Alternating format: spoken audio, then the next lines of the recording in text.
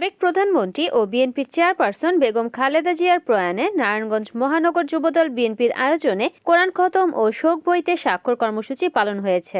বৃহস্পতিবার 1 জানুয়ারি বিকেলে শহরের মিশনপাড়া এলাকায় শোক বইতে স্বাক্ষরের আয়োজন করা হয়। সাবেক প্রধানমন্ত্রী খালেদা জিয়ার আত্মার মাগফিরাত কামনায় বিশেষ দোয়া ও প্রার্থনা করা হয়। পরে বিএনপির নেতাকর্মী ও বিভিন্ন শ্রেণী পেশার মানুষ শোক বইতে স্বাক্ষর কর্মসূচিতে অংশগ্রহণ করেন।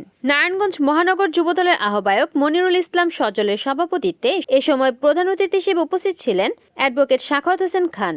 আরও উপস্থিত ছিলেন সদস্য সচিব অ্যাডভোকেট আবু আলী ইউসুফ খান টিপু, মহানগর সিনিয়র যুগ্ম আহ্বায়ক অ্যাডভোকেট জাকির হোসেন, মহানগরের যুগ্ম আহ্বায়ক আব্দুল সবুর খান সেন্টু, সদস্য মাসুদ রানা, অ্যাডভোকেট মনির হোসেন সহ বিএনপি ও অঙ্গ সংগঠনের নেতৃবৃন্দ। রিপোর্ট করেছেন সুমন ইসলাম, NN টিভি, নারায়ণগঞ্জ।